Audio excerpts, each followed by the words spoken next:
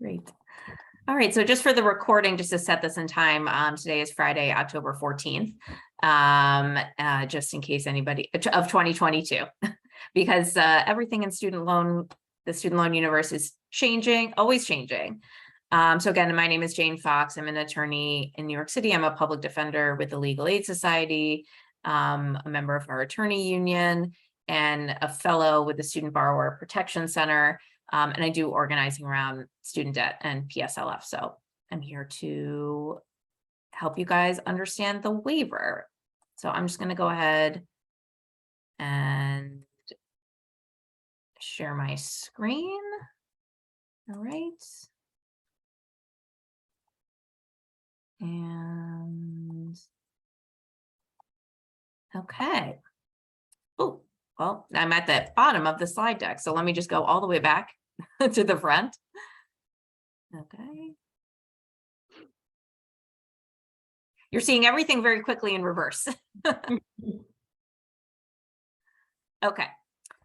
So today we are talking about the Public Service Loan Forgiveness Limited Waiver. This is a presentation I created with another public defender. His name is Kyle Morris. He's not with us today, but we worked on this presentation together. So just to give Kyle some credit, just a quick disclaimer, this isn't financial advice. I'm not giving you financial advice. Kyle, through the slides, isn't giving you financial advice. We're just trying to give some information. Okay, so what is the PSLF limited waiver?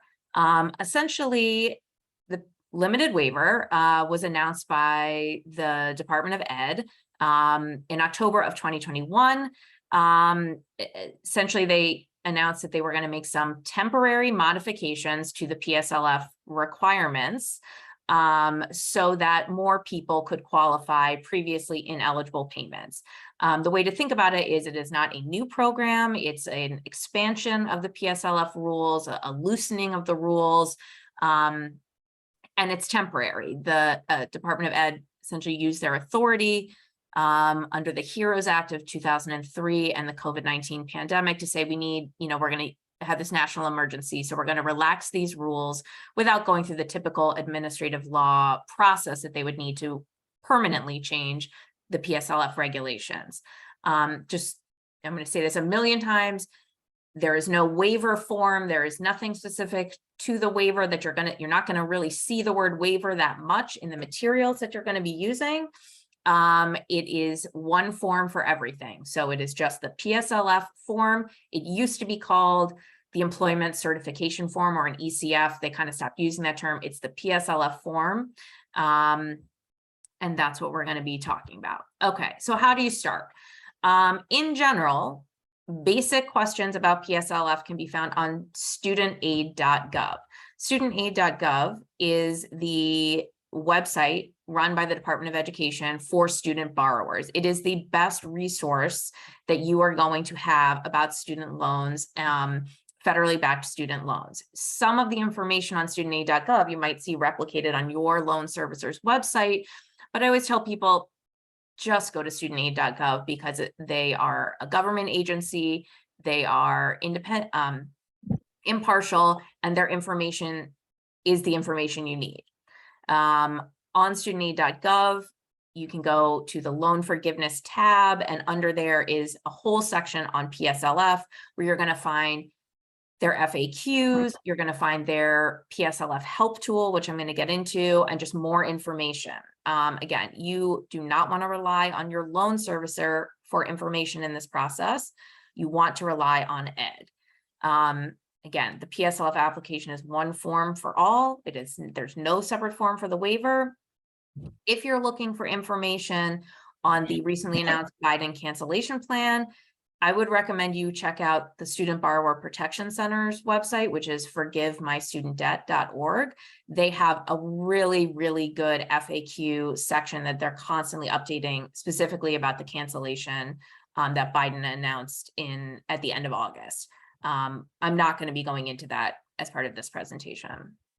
Okay, so it's important, I think, for people to just sort of understand the structure of how student loans work, federally backed student loans. So if you have a federal student loan from the government for your education, the government is your bank, okay? They are your lender. They own your loans. They have the legal authority to forgive your debt. In between you and the government is your loan servicer company. They are a contractor. They don't own your loans. They have no authority to cancel your debt. They are a contractor that has a job. They were hired by Ed to essentially service your loans. That means they send you bills and notices, they take your payments when your loans are in repayment, and they manage forbearance requests. That is all they do, okay? And then, of course, you are the borrower.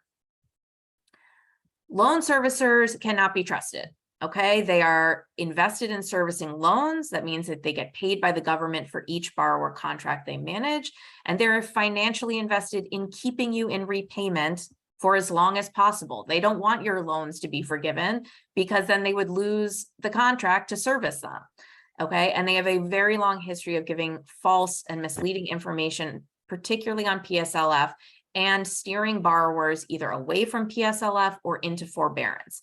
I'm a public defender, so I don't like cops. So I'm going to use the analogy here that servicers are cops. Cops can lie to you.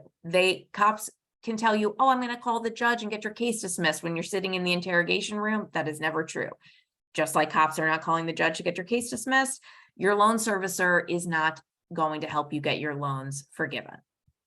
Okay, so quickly, the traditional qualifications for PSLF requires you to be employed by a governmental or nonprofit organization, to be employed full-time, at least 30 hours. I'm going to expand on this further on in the presentation, to have the right type of loans, to be in the right type of repayment plan, and to make 120 payments. Those were the traditional qualifications. And I'm going to go through each one and tell you how it has changed under the waiver. Okay, so employment. This part of the program has not changed. The definition under the waiver of qualifying employment is the same as under traditional PSLF regulations, okay? So your employer must be federal, state, local, county, tribal government, or a nonprofit organization. And that includes things that you can, very common things you can think of, a family services agency, a tribal college or university, the Peace Corps, AmeriCorps, all those types of service counts. If you work for a nonprofit, you need to make sure that your employer is a 501c3. Okay, that's a specific type of nonprofit. If you work for a nonprofit that's not tax exempt, that's something to look into. Okay, one of the main categories of service work that is excluded from PSLF is if you do partisan political work, essentially lobbying, or if you are employed directly by a labor union. You can be a member of the labor union, but if you, that has no bearing on PSLF, but if you are employed by a labor union, unfortunately, it doesn't count. Okay, there are some organizations that don't meet these criteria. They're not a government agency or a 501c3, but they're still qualify under PSLF. And the question there is, what is the primary purpose of the organization? And there is a more expanded definition where you can look at that directly on the PSLF form itself. And I'm going to get into that. Government contracting work can qualify, but it depends on the relationship of how it is organized in terms of who is your employer. So it's your employer status that controls for PSLF and not the status of the organization that you have the contract with. So, that if you're doing contract work, you kind of have to do an individual analysis of like, how is your employment structured? Okay. You also have to be a full-time employee. Okay. And full-time has a definition under the PSLF regs. It means that you are working an annual average of at least 30 hours a week, or contractual employment for at least 8 months, for an average of 30 hours a week. Or if you have 2 or more part-time jobs, that the number of hours that you work for the part-time for each organization you can use that to add up to the 30-hour average. Each individual employer that you work for part-time must be a qualifying employer. So for instance, let's say you worked part-time for 2 nonprofits and you worked 10 hours a week for one and 20 hours a week for the other. You could send in forms from both of those organizations to qualify, to meet the requirement for full-time qualifying employment. Both are nonprofits, and the total number of hours that you're working meets the definition of full-time. So part-time work qualifies if it's more than one job. Okay. In making the determination of full-time, you don't have to worry about periods where you've been on vacation or leave. If you are, essentially the way to think about it is any leave time provided by your employer as an employee benefit is not going to count. So things like vacation time, bereavement leave, parental leave, short-term disability, those would be excluded from the analysis of whether or not you're a full-time employee. Makes sense, right? If you get vacation time as part of an employee benefit, when you take vacation, you don't get fired by your organization and then rehired when you come back, right? You're an employee, even when you're on vacation, you're just taking your leave time.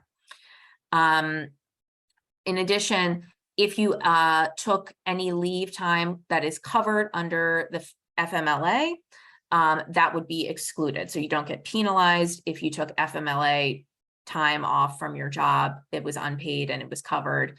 That would not prevent you from qualifying your employment during that period. If you have questions, about your specific situation in any given year about whether or not you meet the full-time requirement, I would just encourage you to read the form itself, the PSLF form, and look how the question is phrased. It's phrased very simply. And if you have any concerns, to speak to your HR department, whoever is going to be filling out that form for you, about how they would answer that question.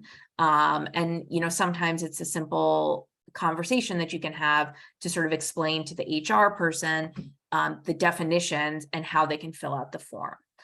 So, I would always suggest people, have a conversation with your job. The form itself is available. There's a link here, but, honestly, if you just Google PSLF application form PDF, it's going to be the first result in a Google search, and you can download it yourself, print it out, read the form. I'm going to show you the form later on in the presentation. Okay, so the second requirement for PSLF was always that you had to have a particular type of loan. Now, this is one of the major changes under the waiver. Loan type is now mostly irrelevant, okay? So if you have direct loans, which is a type of federally backed student loans, those were always eligible and they're still eligible. Sometimes you'll see this breakdown between subsidized and unsubsidized direct loans, or you'll see terms like a Stafford loan. Those are not relevant. I mean, they have a meaning in a different context, but for PSLF, it doesn't matter if it's a direct subsidized loan, a direct unsubsidized loans. Those are direct loans. Okay, there's really no distinction between the two. Same with something, a type of loan called Direct Plus, which is often called Grad Plus. Those loans are much more common if you're taking out loans to go to graduate school. Again, it's a direct loan, so the sort of nuances there are not relevant for these purposes. And then if you ever consolidated into a direct consolidation loan, that is also a direct loan, and that's going to be fine. So one of the main types of loans that previously didn't qualify were loans called FEL loans. Okay, these are loans that were phased out by Ed in around 2010. So if you went to undergrad or grad school prior to 2010, more likely than not, you probably have a FEL loan.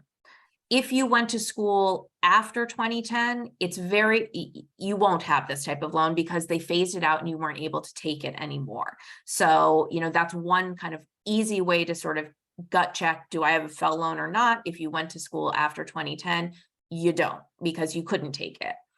FEL loans are eligible for PSLF once you consolidate them into a direct consolidation loan. I'm going to get into that more. The same with Perkins loans. Perkins loans were not eligible for PSLF on their own. They become eligible once you complete consolidation. Parent plus loans are not eligible for PSLF unless you are consolidating your parent plus loans with loans that you took for yourself. So let's say you went to school, you have your own educational debt that you are paying on for your schooling, and later on you took out a parent plus loan for a child. You can make those loans, you can make the parent plus loans eligible for PSLF if you consolidate all your loans together. If the only debt you have is a parent plus loan taken on behalf of your child right now, those loans are not eligible for PSLF. And then, of course, if you have a private loan, that is not eligible. Okay, so the third prong of PSLF is payments. Okay, this was an issue that sometimes people ran up against. Okay, you have to have made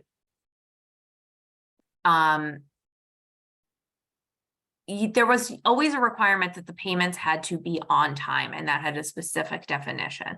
So now what the rule is under the waiver is that any prior payment on a direct loan or a loan that you consolidate into a direct loan will now count as a qualifying payment.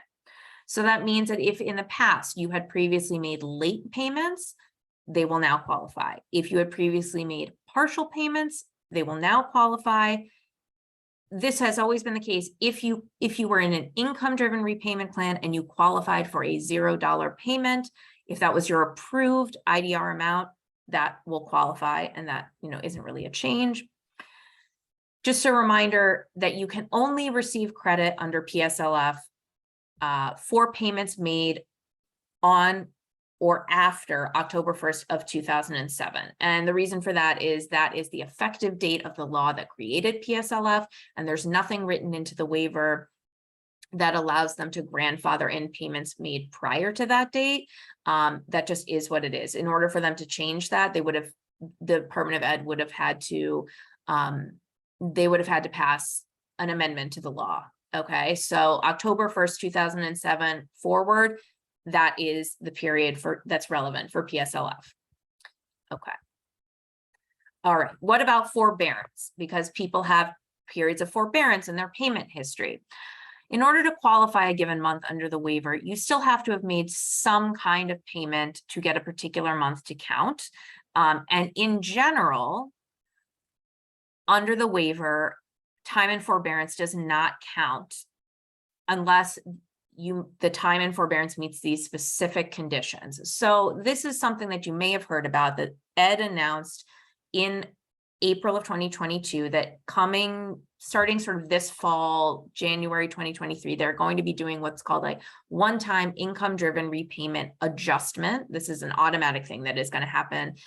Borrowers do not have to take any steps, where they're going to give people credit for long periods of forbearance. So right now, under the waiver, they're also going to give you credit. So if you have forbearance, it has to have worked in this way. It has to have been 12 or more consecutive months in forbearance. Those months will be treated as time in repayment, as long as it meets all the other criteria that I'm talking about. Or borrowers with 36 or more cumulative months in forbearance will have that time credited towards PSLF, if they can meet the other criteria that we're discussing. Okay. And then just in general, again, I always assume that people know this because the CARES Act pause has been in effect for over 2 years, but I'm just going to reiterate that if your loans have been in CARES Act forbearance, and I don't really like to use that term, or COVID-19 forbearance, if you were not paying on your loans because they were covered by the CARES Act, those months explicitly count towards PSLF, as long as you can prove that you remained in qualifying employment during those months. So for instance, I received PSLF in August of 2020. I finished my 120th payment was June of 2020. So for me, I didn't have to pay those last few months, March, April, May, and June of 2020. I didn't have to make a payment but they counted for PSLF because I was still employed in my public service job, okay? And again, as it says at the bottom, when they're figuring out these 12 or more consecutive months or 36 or more cumulative months, they're talking about periods, not the CARES Act. Okay, so the CARES Act is its own covered by the CARES Act. But from March 2020 on, that is one type of forbearance covered by the CARES Act. It is separate from when they count up the 12 or more consecutive or 36 or more cumulative. Okay. Repayment plan. Prior to the waiver, you had to have been making payments under an income-driven repayment plan to qualify, and that requirement has been waived. Okay, any period of repayment made while in qualifying employment will count. It doesn't matter anymore if the prior payment was made in an IDR program or not. Okay, so the deadlines. The deadline that we're coming up against is coming up really soon. It's October 31st of 2022. Unless we get an announcement between today and October 31st that Ed is extending the PSLF waiver, and fingers crossed, we hope that they very much that they will. This is the deadline for getting your stuff in. This is the deadline where you have to have applied for consolidation, not be approved, but simply have completed the application for consolidation and submitted your PSLF forms. You do not have to be approved by October 31st for your consolidation or just the entire waiver review. You have to submit.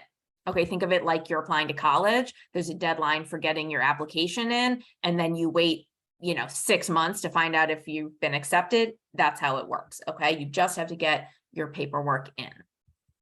Okay, so what do you do now? The first thing that you need to do is find out what types of loans you have. Okay, how do you do that? You are not going to pick up the phone and call your loan servicer to say, what types of loans do I have? Mostly because you're going to be on hold for hours and hours. And more importantly, you don't need to. You can do this online. Okay, you don't need to pick up the phone to figure out this information at all. You're going to go to studentaid.gov. Okay, you're going to log into your profile if you already have a profile on studentaid.gov. And if you don't have a profile on studentaid.gov, you're going to create one. And that takes about, I don't know, I think somewhere between 24 and 48 hours for them to verify your credentials and give you a login and a profile. Okay, once you're there, you're going to visit your aid summary. You're going to have a personal profile on studentaid.gov with a dashboard that is going to pull up every loan you have ever taken for your education is going to be accessed there. If you used your FAFSA number, okay, to apply for a loan, it's going to be pulled up in your profile on studentaid.gov. Okay, you're going to go to your aid summary, you're going to go to the loan breakdown section, and then from there, you're going to see a list of every loan you've ever taken out. Even if the loan was paid off or consolidated into a new loan, you're basically going to see, it's like a history. So you're going to see everything you've ever done and how it's changed, okay? You're going to expand the loan details where you're going to be able to see the name for each loan. Okay, so here is a screenshot of what your dashboard is going to look like. This is from my dashboard. You can see, look, my loan balance is 0, right? Because I got PSLF. When you log in here, it's going to say whatever your loan balance is. Okay, and you see on the right-hand side, there's all these links for all of these tools that you're going to get to use. The loan simulator to see the different repayment plans, an application for consolidation, PSLF help tool, information about the waiver, like all of these quick links over here on the right. Okay, and you see here my aid, the view details. Okay, so you're on the same page, you are going to scroll down and you're going to see something that looks like this. Okay, it's going to show you the different loan types you have. It's going to show the different balances. Again, mine all says 0 because I don't have student debt anymore. And then this arrow here, you're going to click on the arrows that look like that, and it's going to show you, okay, here it's, how it says 2 consolidation loans. When you click on that arrow, it's going to expand and show you what are the consolidation loans, what are the grad plus, what are the subsidized, et cetera, et cetera. What you are looking for is to see if you have a FEL loan in this list or a Perkins loan in this list that is in repayment. if you have even one FFEL loan or Perkins loans that's still in repayment, you know, okay, I am going to have to consolidate my loans as part of this process. Okay. I'll go back. If everything you see here, once you expand the details, is a direct loan, you do not need to consolidate. You're good. You can proceed to just filling out your forms. Okay. But if you do need to consolidate, here's what you have to do. Okay. Borrowers with at least one FFEL program loan or Perkins loan must be consolidated into a direct consolidation loan to apply. There is no more consolidation penalty under the waiver. So the way that it used to work is that you could have always consolidated. This was always available to people who had FFEL loans and Perkins loans to consolidate into a direct consolidation loan to become eligible for PSLF. But what sucked about it is that they made you restart your qualifying payment count at 0. So let's say you had a FFEL loan and you've been working public service and you've been paying on that FFEL loan for 7 years. And then you figured out, oh, wait, damn, hold up, I've got to consolidate because I don't have the right type of loan to qualify for PSLF. You could have done that. But what would have happened is they would have said those 7 years of payments that you made on your FFEL loan, even while you're in qualifying employment, don't count. You have to start at 0 for your 120 payments. And so that was one major reason why people just were dissuaded from doing it. But the waiver removes that penalty. You are going to get credit for the payments that you made on your FFEL loans or your Perkins loans. Even though you have to consolidate, they're going to look at the payment history prior to consolidation and give you credit as long as you can show I was in a qualifying job when I made those payments. Okay. And if you're interested, the reason why you have to consolidate your FFEL and Perkins loans is that they have what's called a commercial origination, meaning that the government doesn't actually own FFEL loans and they don't own Perkins loans because they are not the lender of those loans. They just insured the loans. They backed them. So for FFEL loans, money was lent by a commercial bank, and Perkins loans, money was put up by whatever your undergraduate school institution was. They put up the money and then the government backed the loans.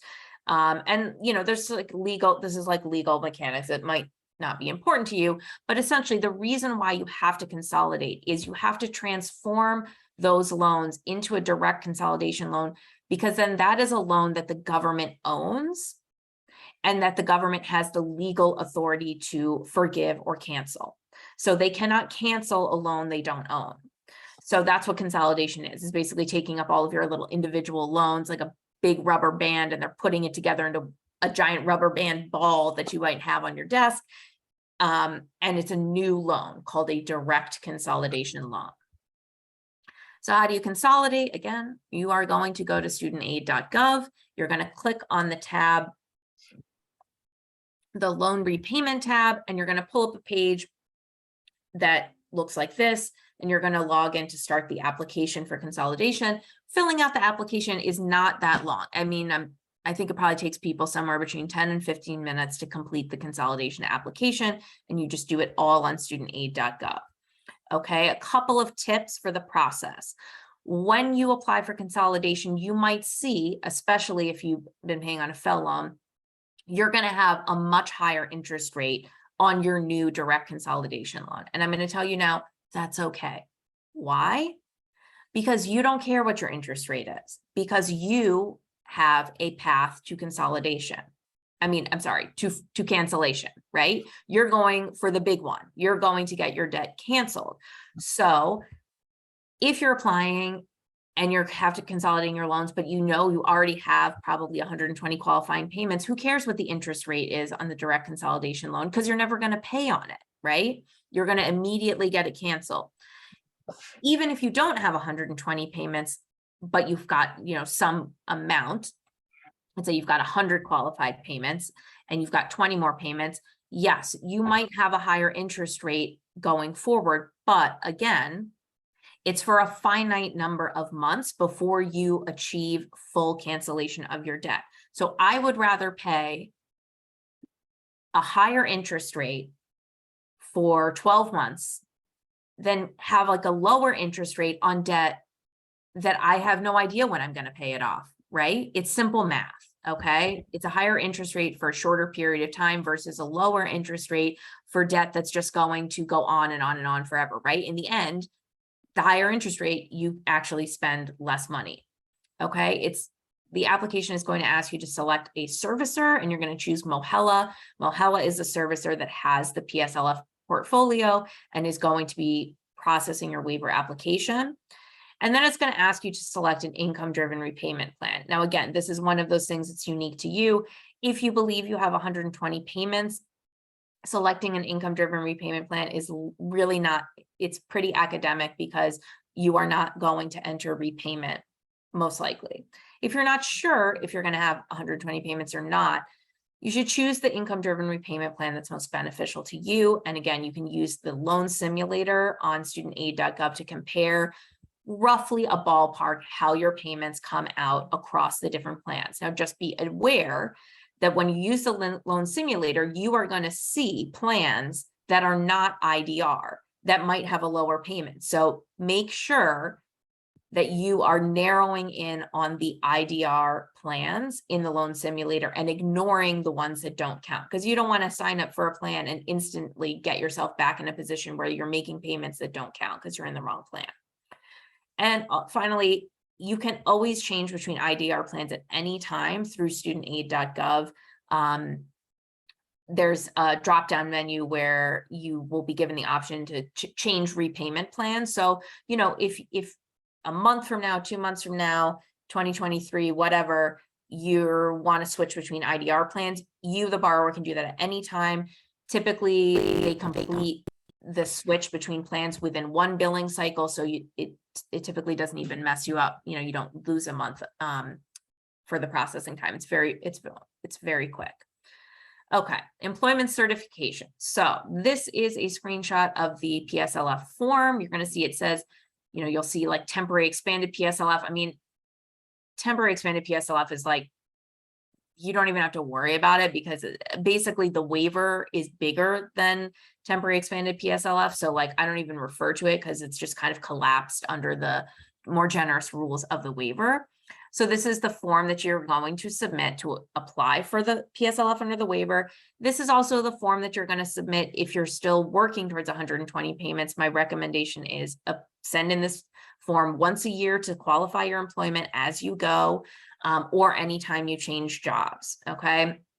This first page, this top here, you fill that out, okay? It's gonna, you know, ask your name, social security number, email, etc. On the form, you're gonna have to know your federal employer identification number, your federal EIN number, which is very easily found. It's gonna be on your W-2. If you can't find your W-2 and you worked for a nonprofit, that number is public record. So you can usually just Google like whatever your, you know, for me, I work for the Legal Aid Society. If I just go in and Google Legal Aid Society EIN number, it comes up because nonprofits' tax returns are public records. So finding the EIN number of your organization is very easy. It's your tax return or Googling or just asking the person in HR, hey, what's our EIN number? Okay, again, there is no special form here for the waiver. This form is not going to say waiver anywhere on it. It's one form for all. And I'm just going to point out a few things. These boxes here where they ask you, I believe I qualify for forgiveness, or I just want to find out how many payments I have. This is completely immaterial. Doesn't matter what box you check. They're going to give you the exact same review. Okay. I also want to just point you to this last box down here at the bottom. This is what we call the self-attestation box, which is if you have employment from an organization that doesn't exist anymore, or you can't get in touch with somebody from HR to sign your form, or you're just scrambling to get everything in before the October 31st deadline, you can check this box and you can what we call self-attest. And you can fill out the second page that asks questions about what kind of organization is it, what months did you work there, were you a full-time employee? You can submit that on your own.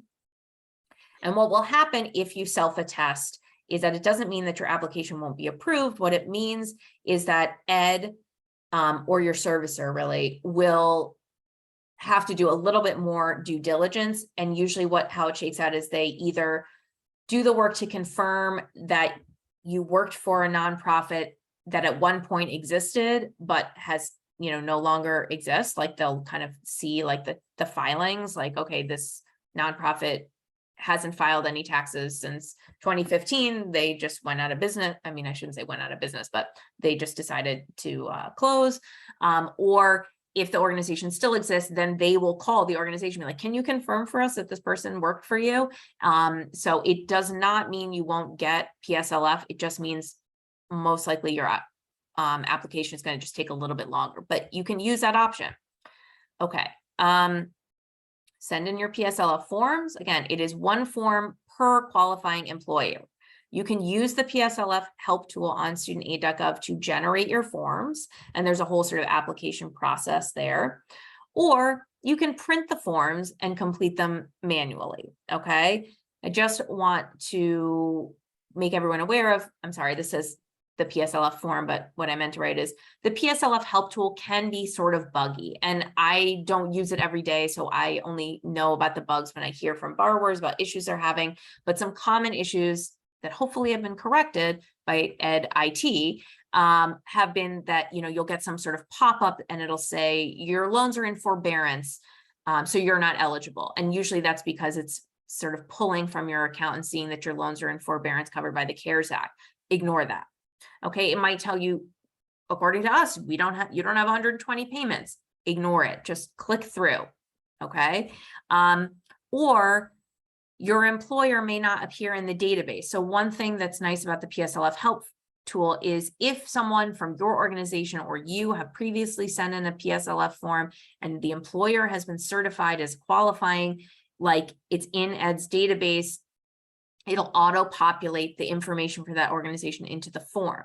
Now, again, this is based on borrower submission. So not every qualifying employer in the United States is going to be in that database. And if your employer doesn't pop up when you try to search for it in the PSLF help tool, that is fine. Do not stress out. It doesn't mean that you're not going to qualify your employment. It just means they're not in the database. So you're going to have to fill out the information, another way. Okay, the information on where to send the form is on the form.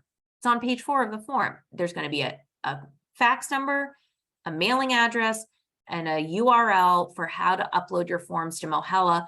You can only upload your forms to Mahala if Mahala is your loan servicer. Now, don't stress out if Mahala is not your loan servicer yet. They will be as this process goes along. Once they get your PSLF form, they're going to transfer your loans to Mahala. So you cannot use the uploading tool on Mahala unless they're your servicer. You're going to have to use the mailing and the faxing option, which is fine. Okay, I have not seen people's paperwork getting lost in the past 12 months. I just have not really seen it happen.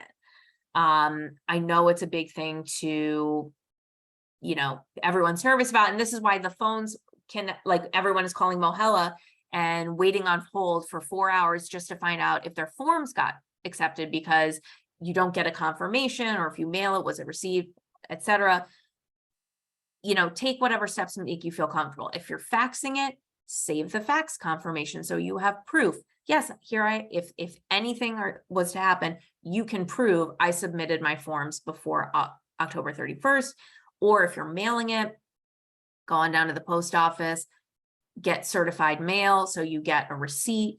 And you get a confirmation when it's delivered. If you want to take those steps, please do. If it's going to contribute to your mental health around this process, like, please do it. There's no reason not to. Okay.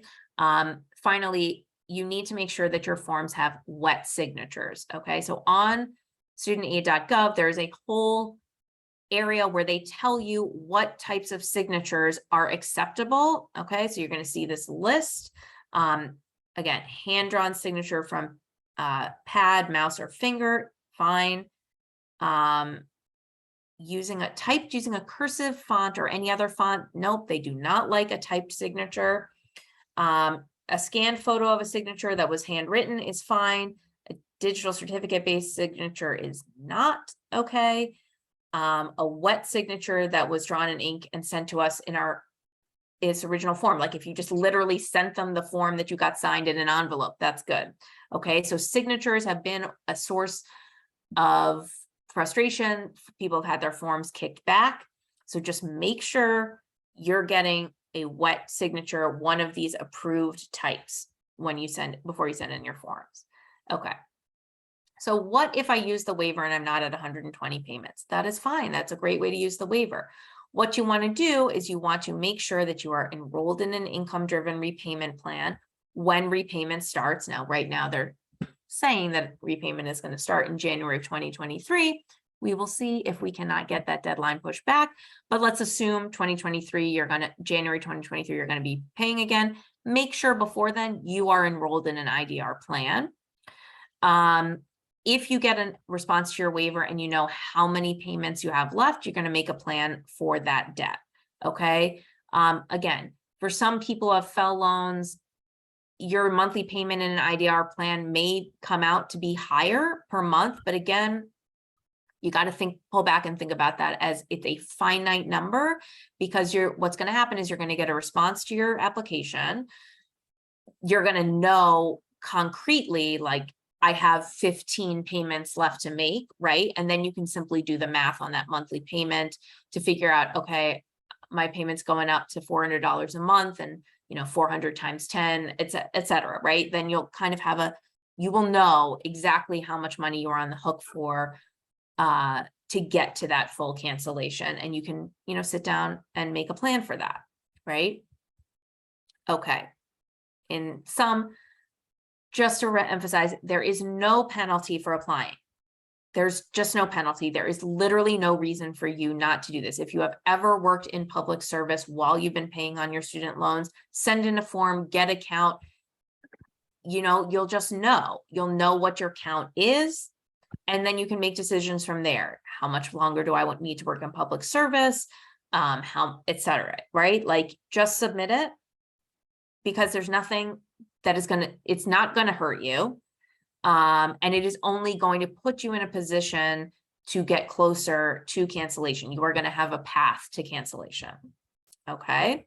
So that is the end of my slides. And one thing I just want to do now is to just quickly pull up the PSLF application form and kind of just go just skim through it a little bit with people. Okay, so again, you can see this is the top part, borrow information. You're going to fill that out.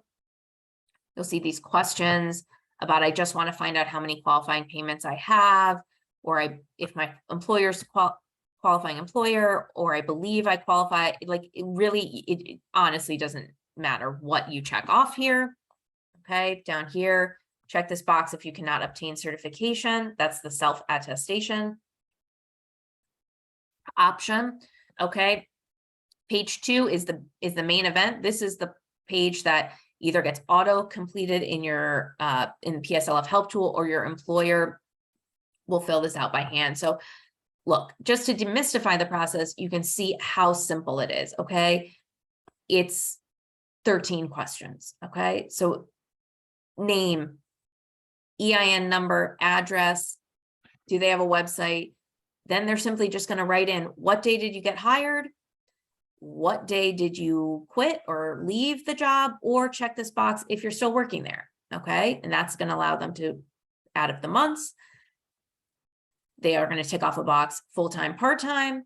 They're going to write the average hours per week. They'll give a little instruction here about what to exclude. And then these questions are all just about what type of organization it is. So is it a government organization? Okay. Is it a nonprofit? Is it a non-for-profit that's not tax exempt under 501c3? Is it a labor union, partisan, political, or are you an employer that provides one of these enumerated services? So this is sort of a catch-all for other types of employment. Okay, and that might apply to you. And then they're just going to certify that this is true to the best of my knowledge. They're going to give their name, title, etc., and sign it. Okay, this is the authorized official signature. That's the one that really counts. Make sure that meets the criteria for wet signature. Okay, and then the rest of this, you know, I always encourage people to read it. So the stuff that's on this form is going to be about the traditional PSLF rules. Okay, so don't freak out if you're like, but Jane said this and the form says that.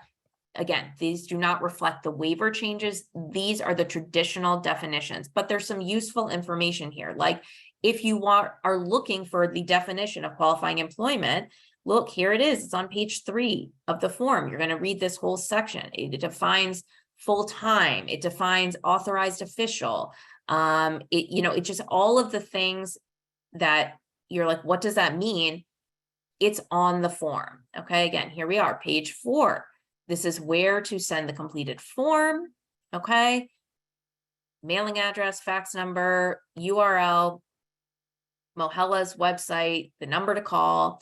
Okay, again, there's some other terms that are defined here. Remember, these are traditional rules, the traditional PSLF rules, but you know, it's useful just to sort of know that this fine print isn't garbage. Like you could actually sit down and read it. And if you read this whole form, all 6 pages of it, you'd actually learn a lot about how PSLF works. Okay, so that is the end of the presentation as far as I'm concerned. And so I think, you know, I'm gonna go into the chat and I'm gonna just kind of keep going through the questions. But if it's your question and you want to just unmute yourself and we can talk, I'm totally good with that. So, okay. So Michelle asks, if you're retired now, but have worked for a 501c3 within the last 20 years, or what if you're retired? And Michelle, thank you so much, because I'm realizing I didn't put a slide about retirement. So, one of the requirements of PSLF traditionally was that when you applied, you had to still be working in qualifying employment. And thankfully, the waiver lifts that requirement. So yes, if you are retired and you're trying to but still paying on your loans and trying to qualify previous employment prior to your retirement, absolutely, yes, apply under the waiver. You can get those years qualified towards PSLF. Again, you mentioned within the last 20 years, and just to remind you that PSLF you can only qualify employment back to October of 2007, but anything since then, even if you're retired today, yes, get those forms in. That will count under the waiver. I'm going to make sure I have a slide about retirement in the future. Okay, Holly asks,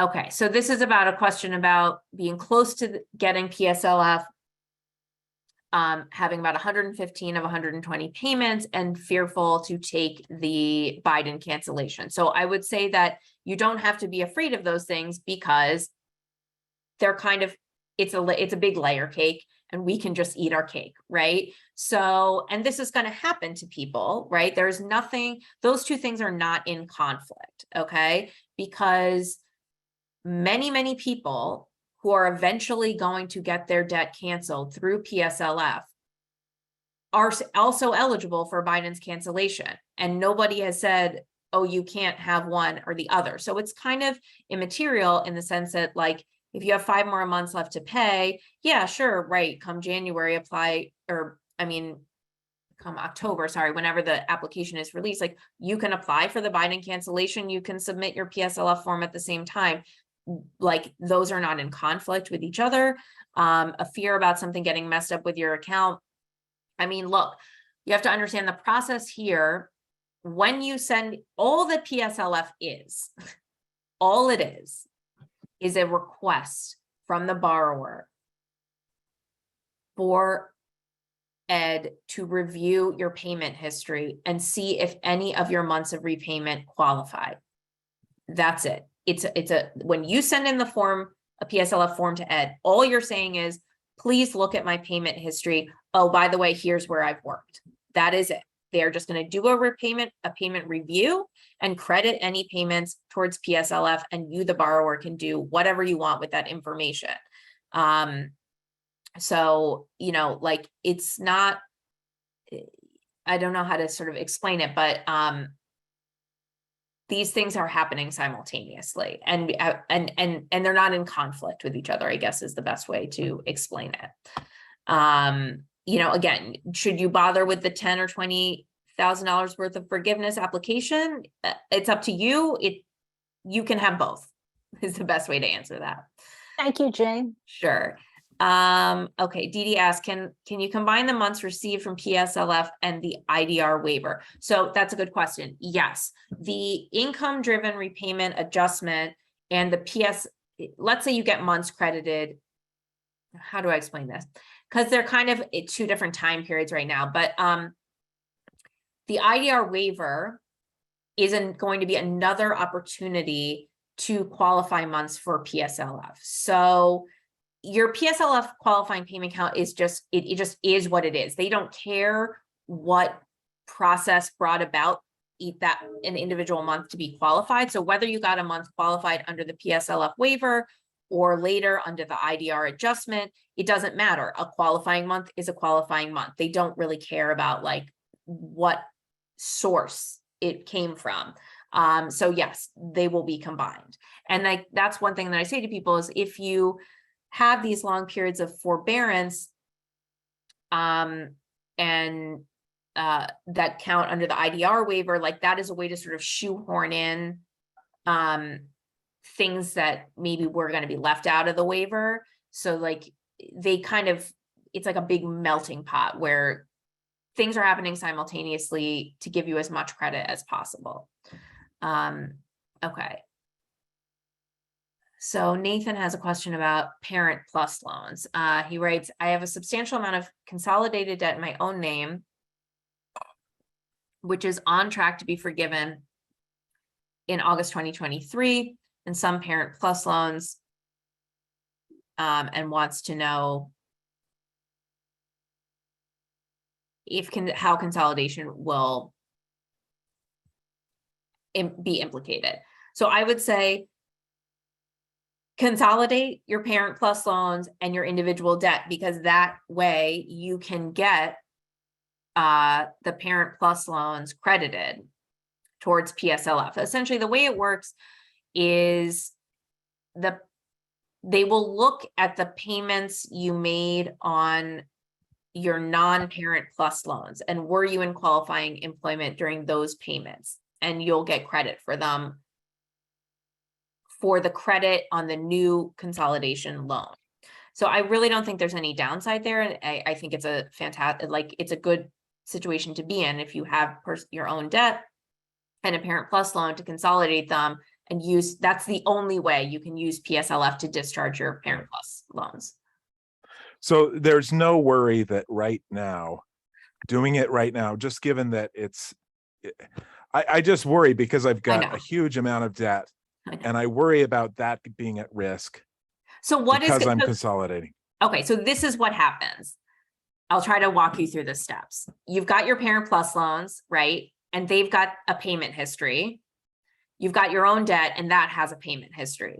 They're not the same. There might be months that overlap, but they're not the same. It's like, let's say your personal educational debt probably predates your Parent Plus debt, okay?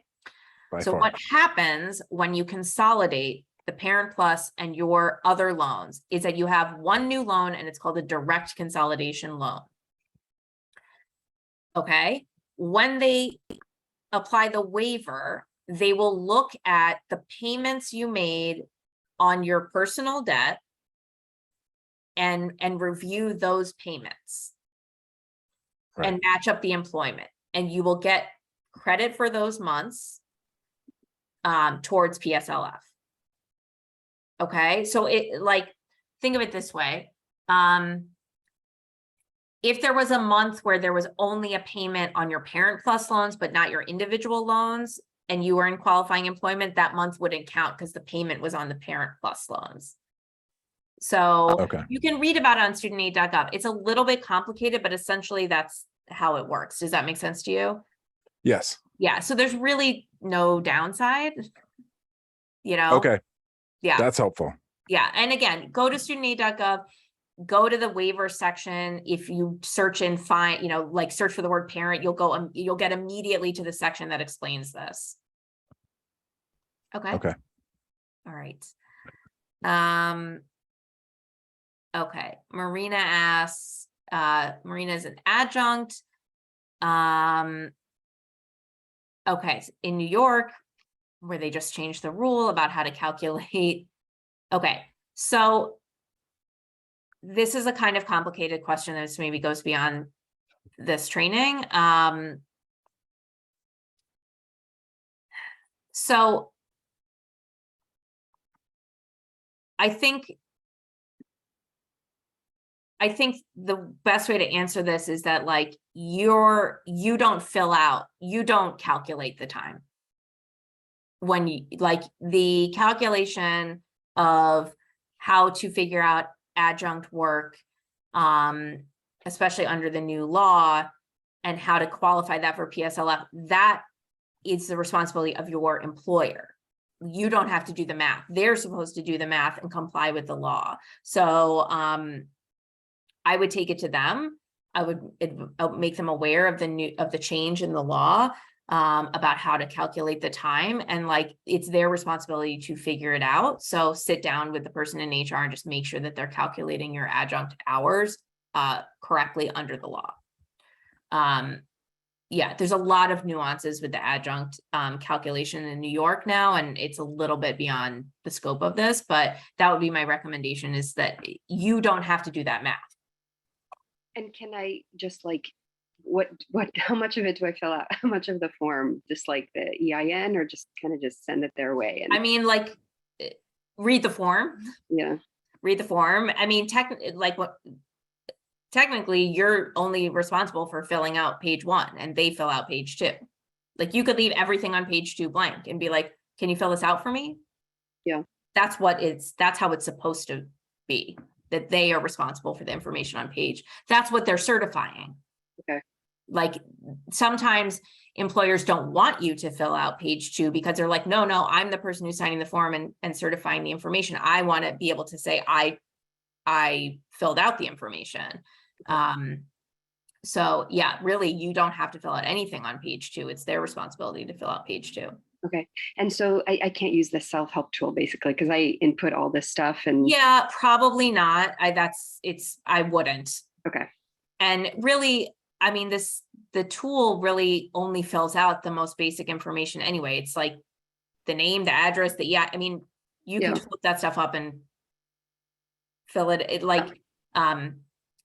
They really love to like tout the PSLF help tool as some like wonderful tool. And you're like, yeah, me and Google could have filled that out in like 60 seconds. You didn't help me that much. I don't know.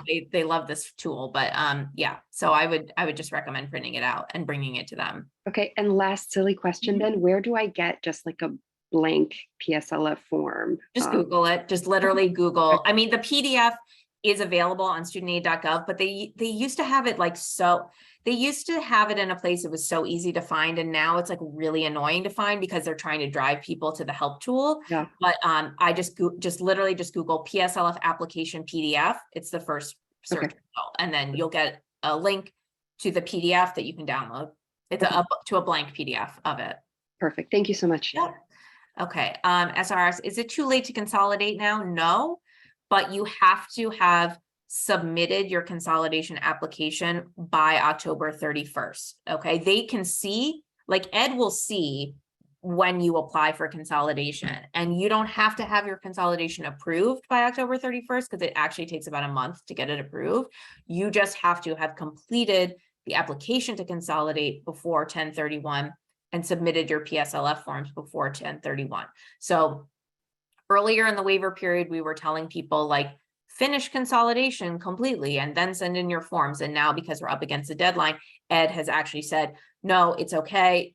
Apply for consolidation and send in your forms, and we will be able to see when you applied for consolidation. And as far as we're concerned, that's good. Just applying before. Okay. Michelle asked, did Biden halt the ability to convert FFEL loans on 9/29? Okay. So this announcement on September 29th about FFEL loan consolidation does not apply to the PSLF waiver or the IDR adjustment. Okay, this only saying that you had to consolidate your FFEL loans prior to September 29th of 2022, if you have a commercial FFEL loan, only applies to whether or not you can get the $10,000 or $20,000 of cancellation. If what you're going for is PSLF, it doesn't matter. You can consolidate today, which is one of the reasons why it was so dumb for them to do that. Like legally, it just really makes no sense. So yes, if you're applying for the waiver, you can still consolidate. It's fine. Ignore it, proceed, pass go. Okay. All right. So a couple questions about the cancellation.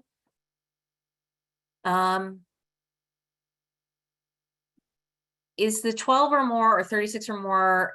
Okay, so this is a question about the IDR waiver about the 12 or more consecutive months of forbearance, or 36 or more cumulative months of forbearance under the IDR waiver.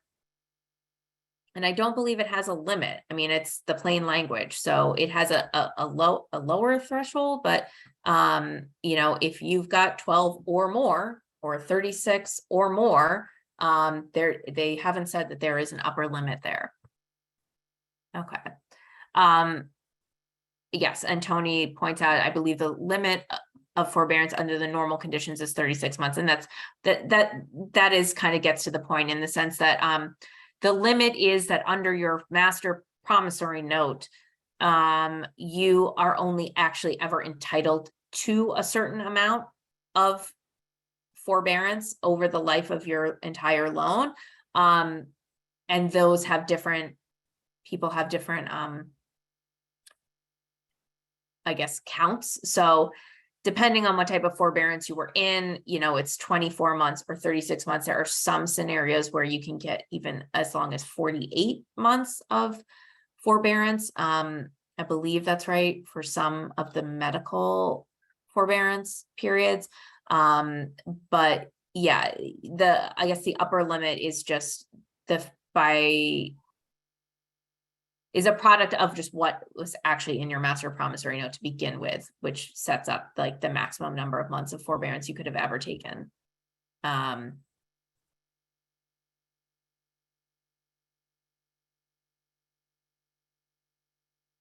Okay, so Emily asks, she's worried about whether or not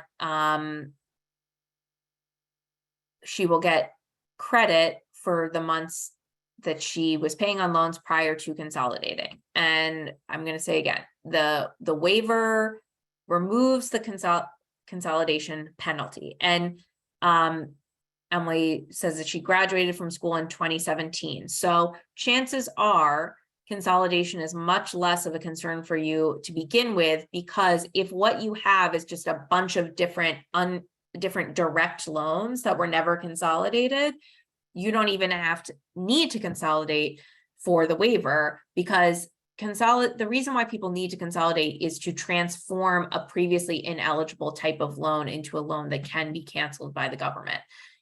If what you have is just a bunch of all loans that all individually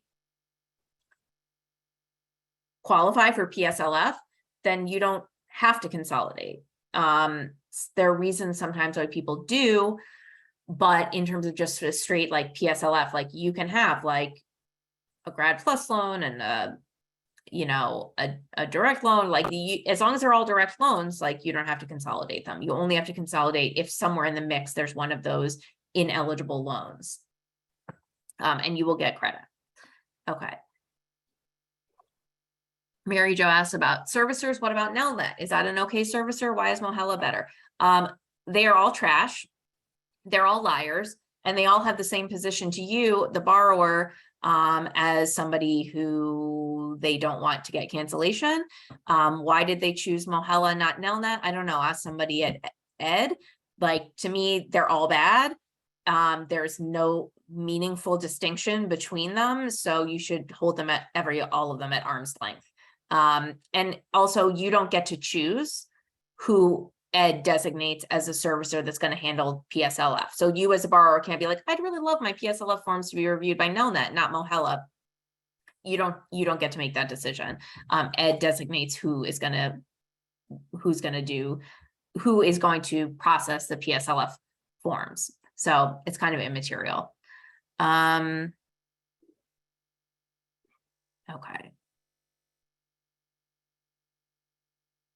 All right, Karen asked a question about retirement and continued as a substitute. I would say, Karen, you know, I know you say in your question, I continued as a substitute after my retirement, and I doubt I worked 30 hours per week every year. I would say there is no harm in going back to your district and asking them how they would fill out this form for you. Would they qualify, you know? And again, there's a lot of years between 2009 and 2022, because maybe some of those years you did work what they would consider to be an equivalent of full-time subbing hours. You know, I think that there's no penalty for asking. I can't answer the question of whether or not you meet the full-time requirement in any given year. That's a question for your employer, but I just encourage you, why not, to ask. Okay.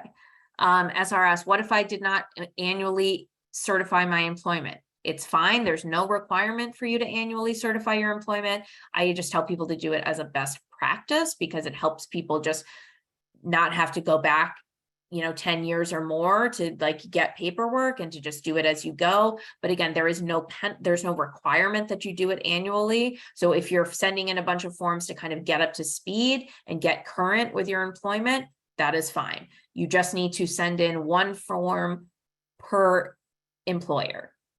One employer can cover many years. It's not like the employer has to submit a form for every year you work for them. They can just simply put like, you worked from January 2010 to January 2020, and one form can cover that entire time period. Okay, so Mary Jo asked about transferring Nelnet to Mahala. So this is a question about how do you get transferred to Mahala? So what happens when you submit a PSLF form, if you have never submitted one before, I guess I'll back up. The Department of Education is not the IRS. They don't know where you work. By law, the IRS actually cannot disclose to other government agencies the information that you give them as part of your tax return. So they cannot share information unless you, the individual, like gives them that explicit permission. And some people who've applied for income certification as part of their IDR certification every year. Well, remember, like when you apply for IDR, you have to certify your income every year, and you have to go in and be like, yes, I give Ed permission to handshake with IRS to like pull from my tax return. So if you have never sent Ed a form, a PSLF form saying, hey, I work in public service, they have no idea where you work. The way that you become identified as a PSLF borrower, or a borrower pursuing PSLF is actually a more accurate way to put it, is by sending in your form. Once you send in the form one time, they will designate you as part of the PSLF portfolio, and they will transfer your loans to whatever servicer holds the PSLF contract. And right now that's Mahala. So what is going to happen when you send in your form now, if you've never done it before, is that Nelnet is going to get a request from Mahala to transfer your loans to Mahala so that they can process your PSLF application. What I would suggest, if you're paranoid about payment records getting lost, is before you send in that PSLF form, go to Nelnet, your profile on Nelnet, download your payment history, save it in an Excel or PDF or whatever forms it comes in, just so you have it in case payment history gets lost. But again, we haven't seen that being a huge problem during the waiver process, but you know, it's just insurance. So yeah, the transfer between services happens when you send in the form. Other than that, you don't have to do anything. Robin asks, is this worth doing if you know you don't have 120 payments? I say yes, because unless you've been very, very, very on top of your game when it comes to PSLF, it's possible you might have had some months that you think qualify and don't, and you need the assistance of the waiver to clean up your payment history. Like there's no downside. You're going to fill out the form. How long does that take? Not very long. You're going to get it signed by somebody that in your organization, and you're going to mail it in or fax it in or, you know, upload it to Mahala. It's really like, you know, I always tell people, like, if somebody came into your house, let's say you have $50,000 in student debt. If somebody comes into your house with a suitcase of $50,000 and says, hey, I'll give you the suitcase if you fill out this form and make a phone call to like HR and get it signed, like you're going to do it, right? So like, this is the same thing. Just do it. There's no downside. And you might end up with a higher payment count than you expected. Okay. So Jean asks, if we make the minimum payments with the IDR plan, our balances cannot grow. Or that's a question. Our balances cannot grow, right? No. The way that IDR works, and this is not, I'm not talking about the announcement that President Biden made about this new IDR plan that is going to come online at some point in 2023. I'm talking about the IDR plans that are available to you today. You will see your balance go up. And that's not necessarily a bad thing, because the whole structure of income-driven repayment, the purpose of it is to shift your mindset from, am I paying a debt or am I paying a bill? If you are pursuing PSLF and you are saying, I am going to get my debt canceled, who cares what the balance is? Who cares? Because you're not going to pay it. You were never going to pay it. If the government says, hey, to pay this off in 10 years, you'd have to pay $1,000 a month, but we'll let you pay $200 a month. Would you like that deal? And you'll still get your debt forgiven at the end?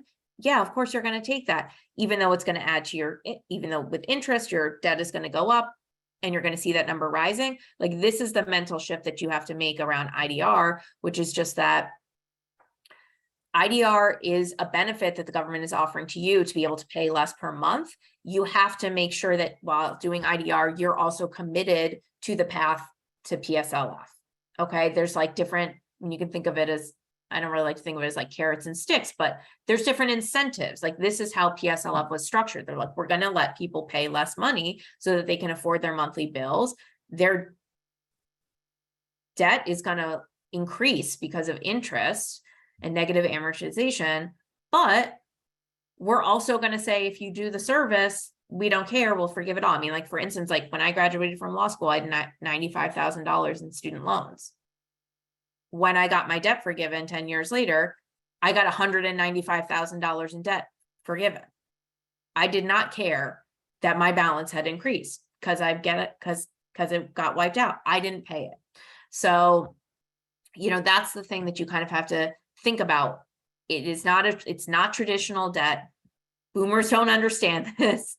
It's not a mortgage. IDR does not work like a mortgage. It's a different incentive structure, and it has a strong incentive to keeping you on the road to PSLF. That's like how the programs were designed together. It only becomes a problem if you've been using IDR and then you decide to leave the public sector and go to the private sector. But again, if you were to make that choice, you would have to factor that in and be like, am I going to make enough money in the private sector to actually pay off this debt that I've ballooned by being an IDR? You know, so like, those are the questions that come up. But if you're committed to getting PSLF, I would not worry about it. It's just a mental shift. Okay. I'm just going to go to. Okay, Michelle asks, is there a shortcut to finding out the number of payments made if the loan servicer changed over a 20+ year period? There is not a really good shortcut for this, especially if you've never filled out a PSLF form before, you've never gotten a payment review, you have had many servicers over the course of the years. there isn't really a good way for you as a borrower to compile all of that information. And what I would say is it's actually not necessary, because again, you, the borrower, are not required to prove you have 120 payments. When you send in the form, you are simply saying, I work in public service, here's my employment, you tell me if I qualify. You look at my payment history, you reconcile the two. You as a borrower don't have to show up at Ed's door and like have retroactively reverse engineered and been like, I have 120 payments. Like, that's not your job. Your job is to do the service work and to send in the forms showing that you have the employment. Their job is to collect your payment history and give you a qualifying payment count. So there isn't really a good shortcut. The best way to do it, the shortcut, is to do what I mentioned earlier, which is to do it by filling out your form each year as you go along and being able to track your payments as they get qualified. That's the best way. But if you're applying for the waiver because you're like, I'm done, I wouldn't worry about it. Okay. All right. Tony asked about getting in touch with previous employers.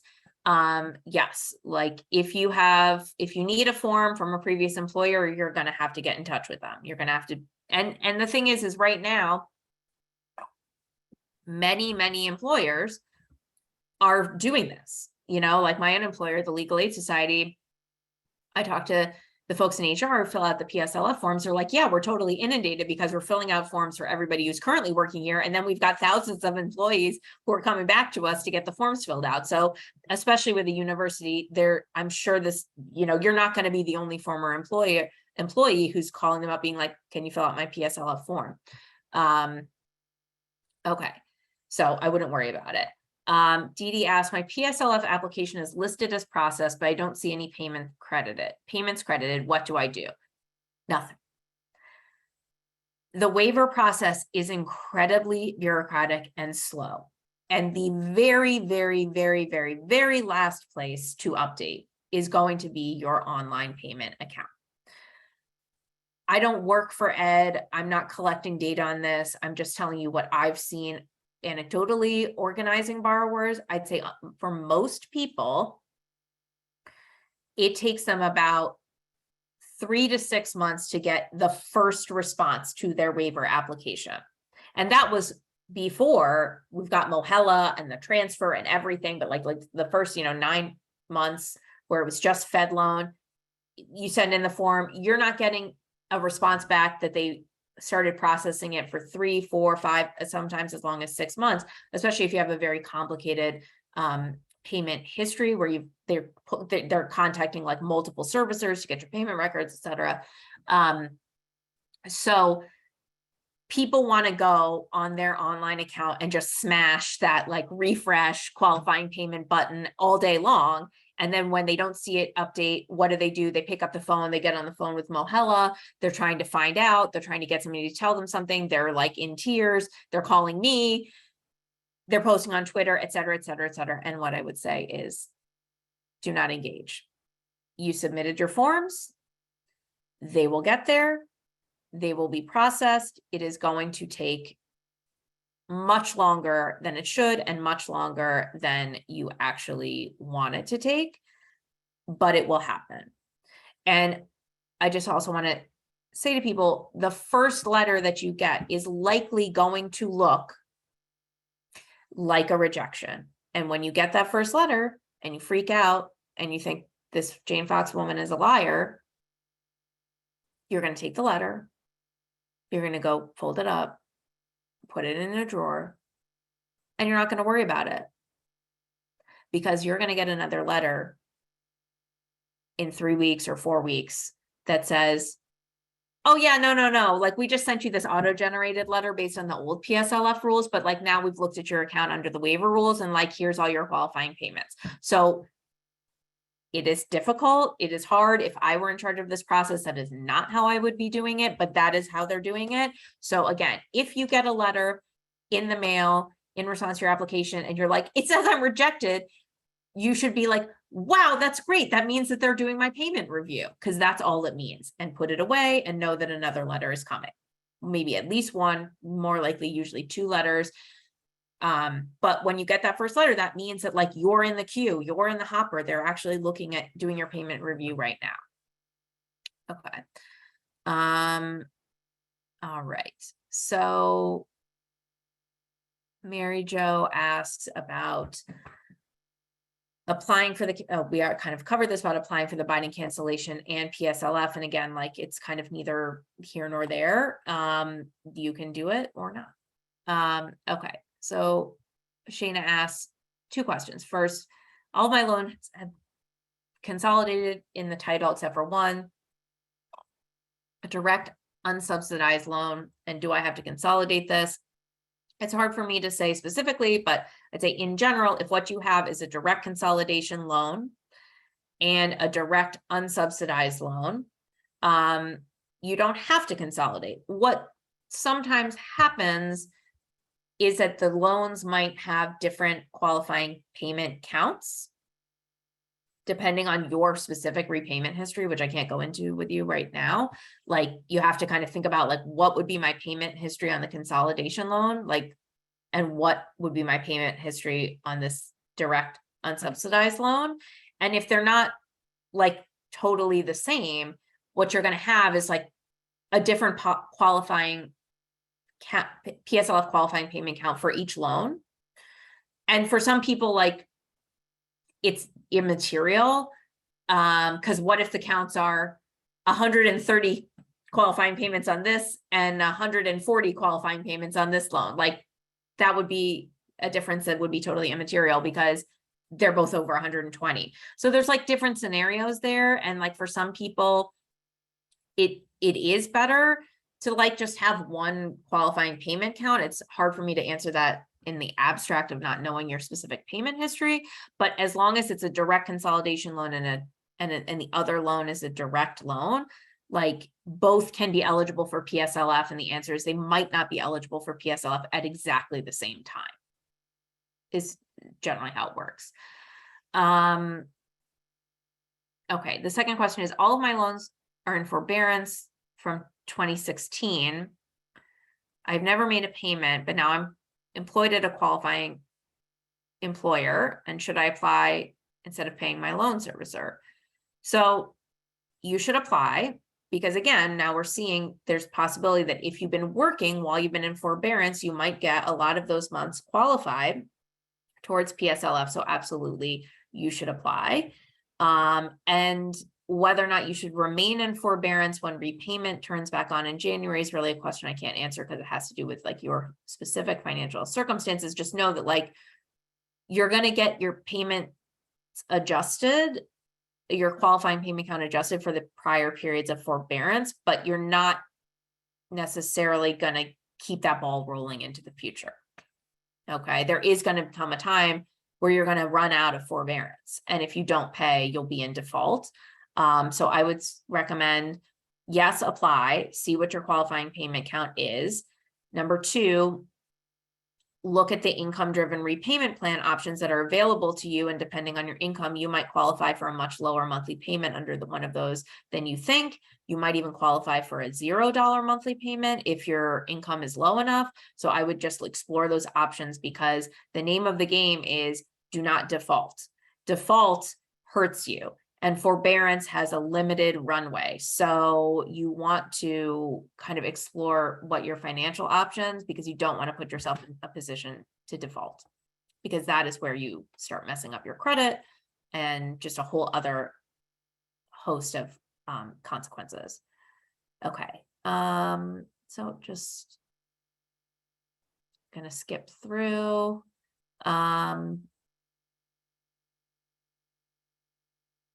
Okay. See if there's any other questions that I didn't get to. Emily asked a question about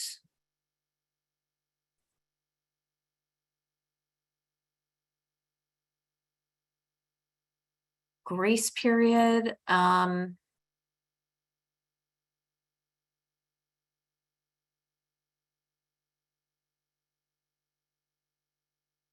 Okay, so essentially this is about in the consolidation application. Typically, when you apply for consolidation, they put you in administrative forbearance to process the to process the application so that you don't have to pay during that month, because like you actually kind of really can't pay because there's no, until the consolidation is approved, like the new loan doesn't exist. I would say right now, while the CARES Act is in effect, it's like kind of immaterial because they wouldn't take a payment anyway. Yeah,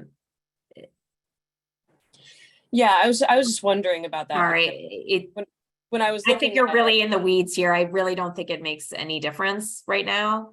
Well, it didn't seem to make any sense, but I was like, I don't know. I was just concerned that it was going to suddenly backfire, and then like money would suddenly be due. But you think of it, okay, just back up. What are you turning your loans into? You're turning your loans into a direct consolidation loan. Okay. Yeah. The CARES Act covers direct consolidation loans. Like, so right now in October, if you have a direct consolidation loan, you're not making a payment because it's covered by the CARES Act. Right. So it's like, it's moot.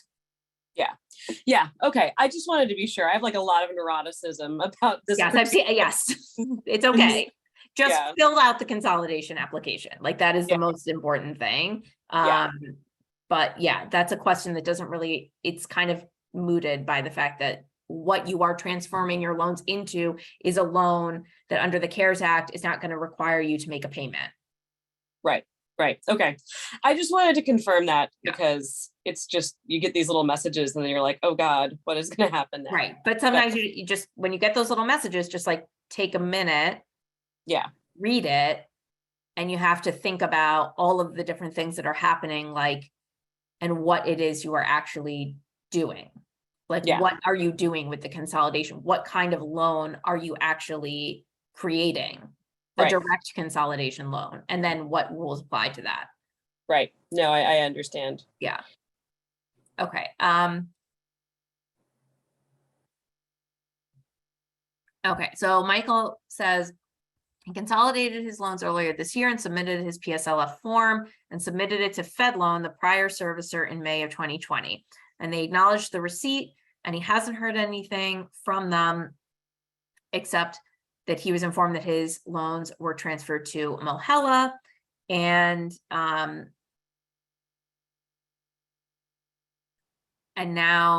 Mahala seems to have his data and doesn't reflect his PSLF form, and he's worried about missing the deadline. So I would say take a deep breath, and I wouldn't be super concerned here because you have a couple of pieces of information. Number one, the delay, it's really not you. It's just about the huge bureaucratic process of like transferring millions and millions of loans from one servicer to the next. So you just hit the timing wrong. Like FedLoan got your paperwork in May. They probably started putting you in the queue towards getting reviewed. And then in July, they're like, well, we haven't quite gotten to this one. We're passing it on to Mahala. It sits in Mahala's computers for like months. They're just now starting to get to the review. So it's really just bureaucracy is what's going on here. If you have confirmation from Mahala that they've got your data, but they haven't reviewed your PSLF form, that's fine. All that means is like you're in the pipeline, they've got your loans, Mahala's your servicer now, and you're just in this long queue of millions of people who are sending in their forms that they're trying to get to one by one, and they're not going to tell you like where you are. You know, it's sort of like when you send in your taxes to the IRS, you're like, well, I sent it in before April 15th, so I know I'm good. But like, you don't pick up the phone and call the IRS and be like, did you get it? I mean, I'm sure some people do, but right. So like, because you're just like, yeah, no, IRS got it. And I get my tax return when I get my tax return. Right.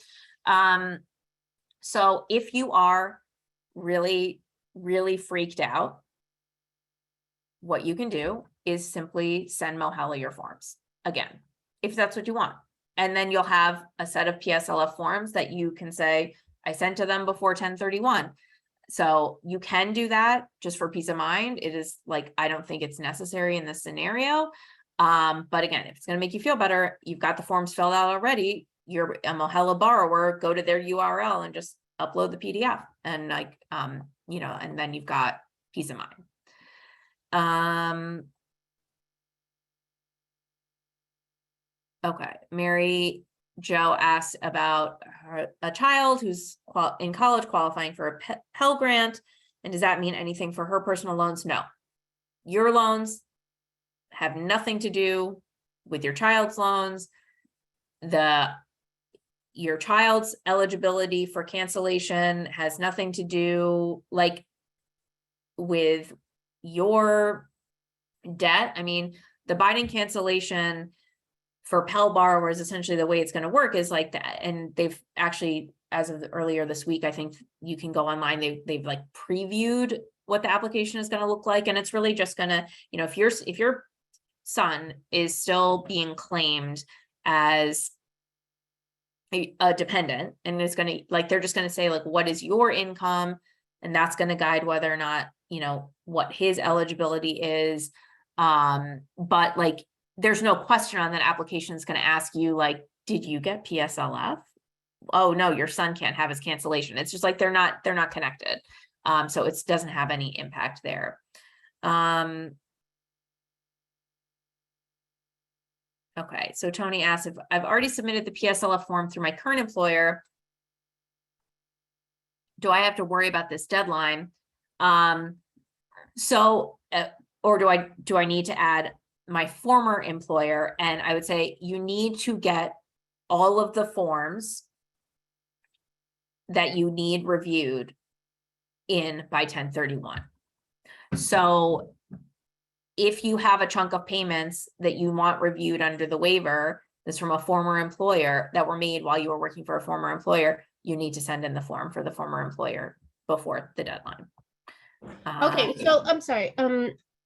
So since my current employer has already filled out the PSLF for me years ago, and I've been working under the debt forgiveness, do I need to do it again before this deadline, or am I just worrying about the former employer at this point? Okay, so I'm just trying to make sure I understand what you're saying. So you have a form from the organization you currently work at that I filled out and sent in to, it was Fed loan before, so they have all of that. Okay. And so I'm wondering if I need to send a new one to my current employer to have them fill out before this current deadline. Oh, for like the months since you sent it in? Yes. Only if you need those months. But like you said, do you see what I'm saying? Like, okay, good. Well, go ask your question. I thought you were saying about a previous employer. Well, I'm asking about, I'm just verifying for this one, because I seem to remember you saying earlier that once your PSLF is done, then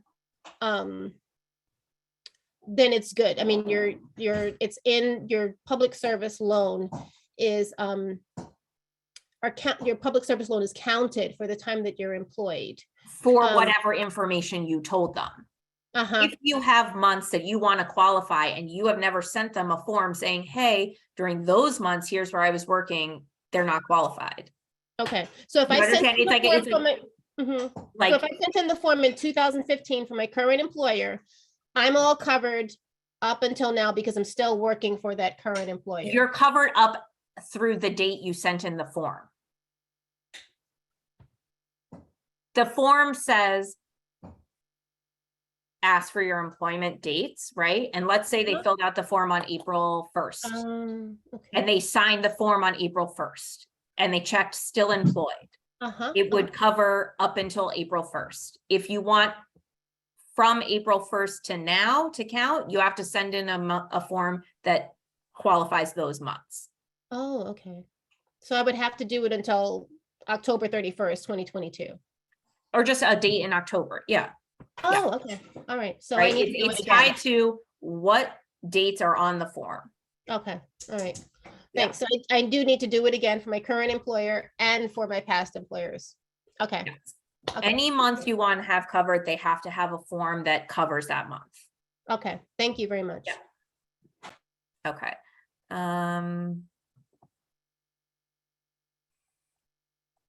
I'm just going to see. I'm sort of running up against my timeline, but I'll see if there's anything else here. DDS is income-based repayment, the same as income-driven repayment. And just to answer, yes. So income-driven repayment is the large umbrella term. Under income-driven repayment, there are several types of plans. Income-based repayment is one of those plans. There are other plans.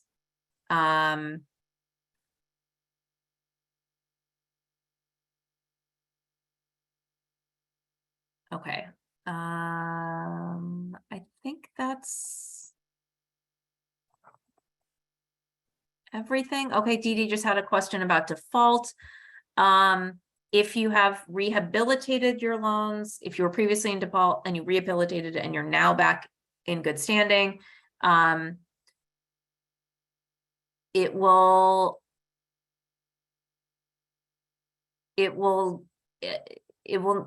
question is, will it affect the loans? And I guess it's just like periods of default don't count.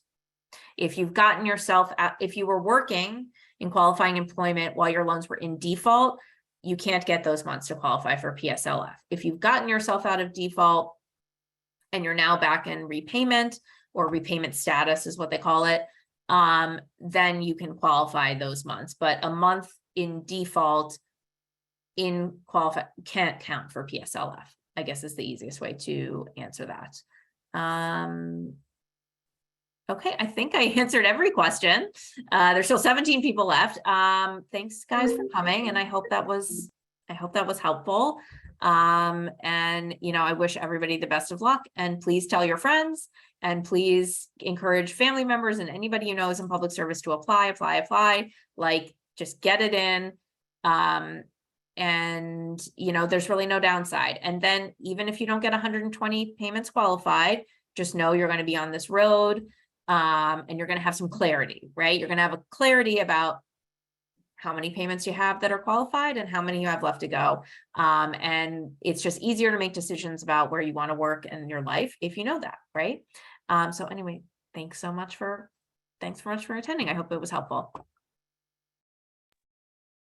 Jane, can I ask one more question before you go? Sure. So the problem I have is that I'm no longer working in the field that I studied for grad school. I think a lot of people that probably applies. But if I log those hours from when I was working in the healthcare field, am I locking myself in to continue working in public service? So the way I would like to, but I mean, that's not necessarily Well, so what I can tell you, and I should have emphasized this before because it's just part of the traditional PSLF rules, is that PSLF never had a requirement of consecutive payments. So you can accumulate payments however you want.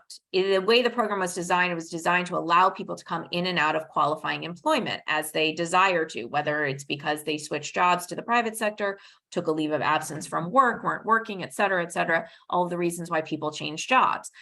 So you can accumulate payments over a course of like longer than 10 years. I mean, the only problem with it is that it just means you're in repayment for longer. Like if you're making that decision to make sense for your life, that's fine. But all you are doing when you qualify your PSLF payments is just getting a payment review. Like you're just getting a count. So then from there, you can make decisions about how you want to go. Like, again, like you have to be an income-driven repayment to make a month count. Yeah, under the traditional rules, okay? But let's say you left a job where you were getting PSLF payments, you can take yourself out of income-driven repayment. You can change your repayment plan at any time. You're not locked into income-driven repayment. You're not locked into PSLF. The question just becomes when you're balancing, like, do I want to stay in this job or do I want to take this job? You're just going to be asking yourself like, well, you know, if I take that, like, for instance, I have a good friend right now who's working as an attorney in a private law firm, but he got offered a job in his city's local government. Right. And so he's doing this analysis of like, okay, I'm going to be making less money, but I'm going to go back to qualifying for PSLF. but I'm going to be an income driven repayment. You know, it's like a lot of different levers play off of each other. So you just like, Right. it's not a one size fits all, like for good reason, right? So that people can make choices. Like there's not, you know, there's different incentives, I would say, to doing it in the shortest amount of time, but maybe that's an incentive that doesn't work for you in your life. So again, like getting your previous payment history reviewed so that you know, like I've got 50 payments or 75 or whatever it is, that piece, that's just data. Okay. It's a piece of data that's that really will helpful. just let you then make decisions about like, wow, I'm much closer than I thought. I would only have to work for 2 more years and I'd be done.